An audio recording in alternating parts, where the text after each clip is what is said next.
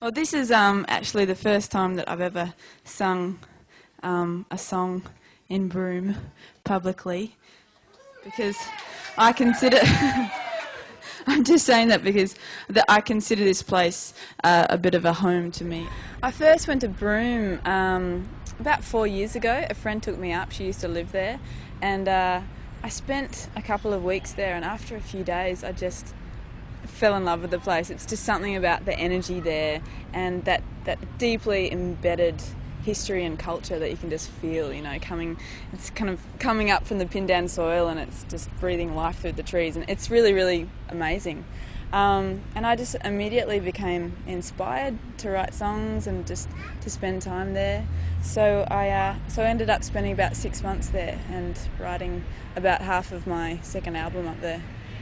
Broome has, and the Kimberleys has something really, really powerful and special about it, and something that really gets under your skin.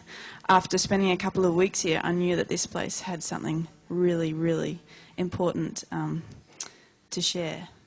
One thing I found about Broome was that I felt a connection there to my country that I'd never felt anywhere else in Australia. I guess growing up in the city on the East Coast, I never had that real connection with the country and with the people that live in that country who have an intense, deeply embedded love for their country, you know. And it's unlike any I've experienced overseas, and I've done a lot of travelling with my career, and I don't know, it felt like home as soon as I went there. I felt really, really, really safe there. I decided to come and spend a bit more time here and live here for a while, so I did, and it taught me a real respect for the land and a real love of my country that I'd never really appreciated before, and I'm so thankful for that.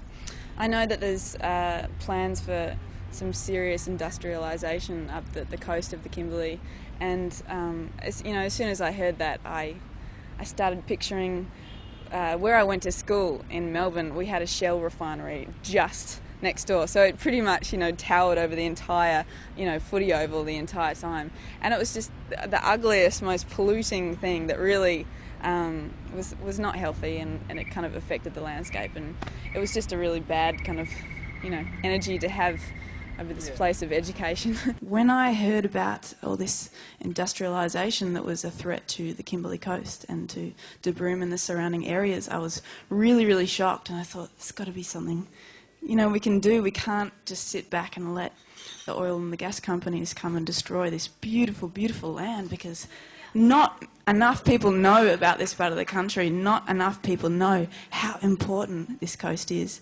When I imagine that kind of thing up the coast, and people, bulldozing the land to get to the minerals underneath, I thought this is an absolutely criminal thing to do to this part of the country, or to anywhere, but especially the Kimberley, which is just so magnificently beautiful that, why would you do that? The only people that are saying it's the right thing to do have dollar signs flashing around in their head, and if that's your only way of justifying it, then I'm sorry, but that's just wrong.